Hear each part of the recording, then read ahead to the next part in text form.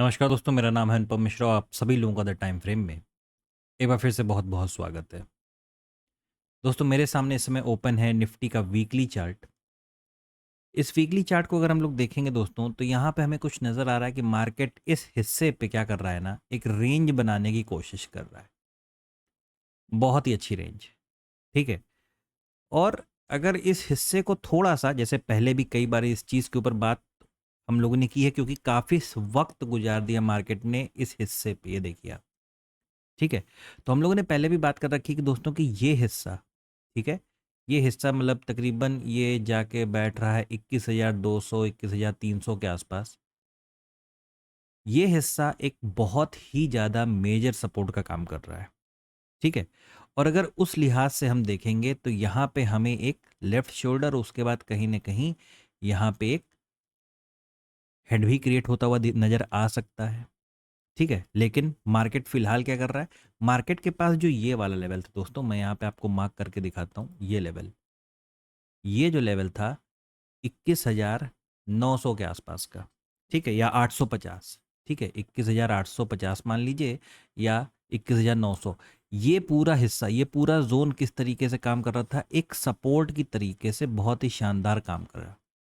और मार्केट यहाँ तक आया, फिर देखिए पलट गया, फिर यहाँ आया, फिर देखिए यहाँ पे पलट गया ऊपर की तरफ, ठीक है। तो ये हिस्सा जो रेंज का रूप ले रहा है, हो सकता है आने वाले वक्त में यहाँ से नीचे की तरफ भी आ सकता है और यहाँ से ऊपर की तरफ भी जा सकता है। कहने का मतलब ये दोस्तों कि जब तक मार्केट इस हिस्से के अंदर है, आपको क्या करना है, देखिए आपको रेंज मिल गई। अब आपको सिर्फ रेंज वाली ट्रेडिंग करनी है, यानी रेजिस्टेंस से शॉर्ट, सपोर्ट से बाई, रेजिस्टेंस से शॉर्ट और सपोर्ट से दोबारा बाइंग करनी है, ठीक है। अगर कभी भी ऐसी सिचुएशन फंसा करे कि आप रेजिस्टेंस और सपोर्ट के बीच में कहीं ट्रेवल कर रहे हैं, तो थोड़ा सा अपनी ट्रेडिंग को हॉल्ट कीजिए, रोकिए उसे, ठीक है। और क्या प्लान कीजिए, आप प्लान कीजिए किसी एक तरफ वो पहले आ जाए, चाहे रेजिस्टेंस की तरफ या सपोर्ट की तरफ, उसके बाद ही आप अपनी ट्रेडिंग को आगे बढ़ाया करिए। चलिए, फ्रेम को चेंज करते हैं दोस्तों और देखते हैं कि डेली टाइम फ्रेम पे हमें यहाँ पे क्या नज़र आ रहा है। दोस्तों, थोड़ा सा ऑफिस में कुछ शिफ्टिंग के कारण मैं 2-3 दिन से वीडियो नहीं बना पाया, और आज भी जो वीडियो बना रहा हूँ वो भी काफ़ी देर हो गई इसको बनाने में, ठीक है। तो आशा करता हूँ आप इस चीज़ को समझेंगे और आइंदा से आपको जो वीडियोस हैं वो टाइम से मिलते रहेंगे एनालिसिस के। तो ये जो पूरा ज़ोन था दोस्तों, जो अभी हम लोगों ने बात किया था, ये पूरा हिस्सा एक ज़ोन के तरीके से काम कर रहा है। अब आपको यहाँ पे देखिए बहुत अच्छा इंप्रेशन दिख रहा होगा, है ना? अगर आप इस चीज़ को डेली चार्ट पे देखेंगे तो एक बहुत ही अच्छा लेफ्ट शोल्डर, ये हेड, ठीक है, जो कि वीकली में भी नहीं आया। वीकली में वो चीज़ अभी नहीं आई है, ठीक है। लेकिन अब यहाँ पे क्या नज़र आ रहा है कि यहाँ पे हेड और यहाँ से ये चीज़ निकल ली किस प्रकार से, एक राइट शोल्डर की तरफ। हम लोगों ने पहले कई बार बात की दोस्तों कि किसी भी पैटर्न की दो खासियत होती है। पहली वही कि वो पूरा 100% अपने स्ट्रक्चर को कंप्लीट करेगा और उसको फॉलो करेगा। दूसरा क्या होता है, दूसरा ये होता है दोस्तों कि वो स्ट्रक्चर को पूरा कंप्लीट ना करके अराउंड 70 to 80% तक कंप्लीट करके वो क्या करेगा, ब्रेक करेगा विपरीत दिशा की तरफ, ठीक है। अगर अब यहाँ पे विपरीत दिशा कौन सी या उल्टी दिशा कौन सी बन रही है, वो बन रही है दोस्तों कि अगर यहाँ पे ये लेफ्ट शोल्डर है, ये हेड है, और यहाँ से कोई राइट शोल्डर क्रिएट हो सकता है। तो मार्केट ये जो हिस्सा आप देख रहे हैं रेंज का, मैं डेली चार्ट की बात कर रहा हूँ दोस्तों, वीकली पे भी रेंज है, डेली पे भी रेंज है, ठीक है। काफ़ी जगह पे रेंज हमें देखने को मिल रही है। इसका मतलब कुछ ना कुछ मार्केट में जल्दी ही होने वाला है, मार्केट इतना वक्त लगाएगा नहीं, ठीक है। तो यहाँ पे ये जो आपको रेंज यहाँ पे नज़र आ रही है, इस रेंज का ब्रेकआउट हमें आने वाले वक्त में देखने को मिल सकता है, ऊपर या नीचे की तरफ, ठीक है। तो करना क्या है, अब करना ये है, इस चीज़ को हैंडल कैसे किया जाए, कहने का मतलब ये है, इस चीज़ को हैंडल करने के लिए अवर्ली चार्ट पे चलते हैं। अवर्ली चार्ट पे अगर हम देखें, एक सेकेंड दोस्तों, मैं दोबारा डेली चार्ट आपको, एक मिनट, हाँ, ये देखिए, ये जो स्विंग आप देख रहे हैं, ये हिस्सा आने वाले दिनों में काम करेगा एक रेजिस्टेंस की तरीके से, और ये जो नीचे वाला स्विंग आप देख रहे हैं, ये वाला हिस्सा काम करेगा एक सपोर्ट की तरीके से। अभी हम लोग ने देखा था ना कि रेंज की ट्रेडिंग कैसे की जाती है। अगर हम कहीं बीच में फंसे हुए हैं तो वो उसको रेजिस्टेंस या सपोर्ट की तरफ आने देंगे पहले, ठीक है। तो उसी तरीके से दोस्तों यहाँ पे भी वही चीज़ एप्लीकेबल होगी। यहाँ पे किस तरीके से काम होगा, अगर मार्केट इस तरीके से नीचे की तरफ आना चाहती है तो उसे आने देंगे पहले, ठीक है, यहाँ से, ठीक है।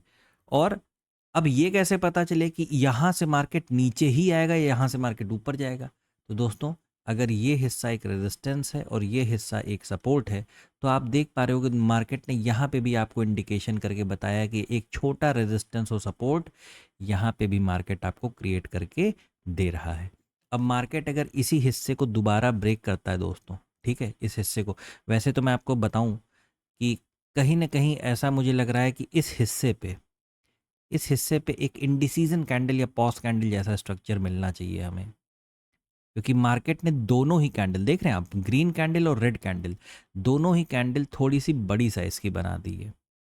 तो यहाँ पे किसी न किसी प्रकार का एक इंडिसीजन कैंडल या पॉज कैंडल शायद हमें कल की मार्केट में देखने को मिले, और उसके बाद दोस्तों, उसके बाद मार्केट अपने स्ट्रक्चर पे काम करना दोबारा चालू करे और फिर इस तरीके से ऊपर या नीचे उसे जिस तरफ भी जाना है उस तरफ की वो प्लानिंग कर सकता है, ठीक है।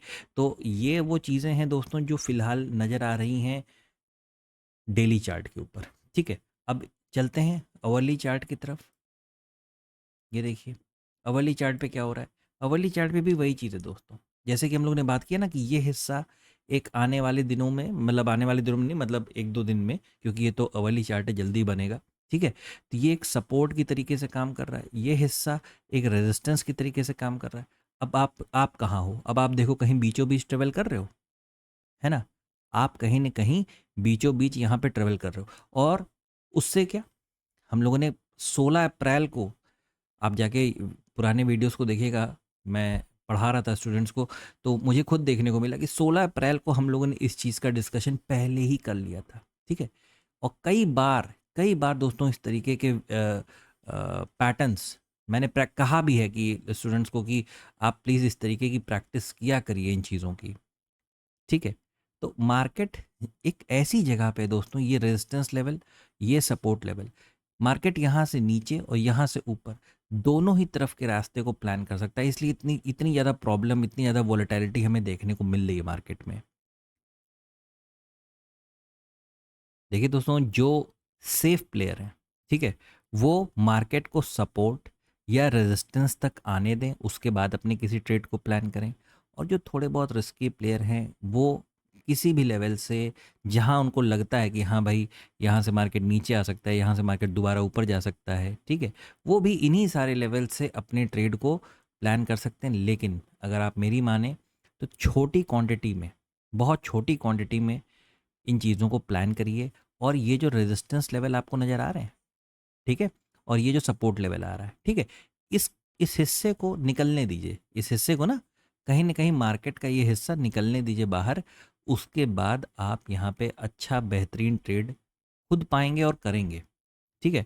देखिए कल के लिए अवर्ली चार्ट पे सिर्फ इन चीज़ों को ध्यान देना है, उसको मैं मार्क कर दे रहा हूँ, बना दे रहा हूँ आपके लिए कि ऊपर का ये जो लेवल है ये काम करेगा। देखिए यहाँ पे आपको सपोर्ट नज़र आ रहा है दोस्तों, ये सपोर्ट, ये पूरा लेवल काम करेगा एक रेजिस्टेंस की तरीके से।